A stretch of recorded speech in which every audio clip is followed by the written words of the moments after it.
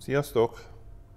Ma egy bőr és alcantara takarítást fogunk csinálni ezen a bés belsős Audin. Természetesen a kormány sem maradhat ki, a könyöklő sem, a műanyag elemek sem. Szóval egy szóval teljesen rendbe tesszük a belsejét a tulajdonosnak, aki most vásárolta ezt az autót.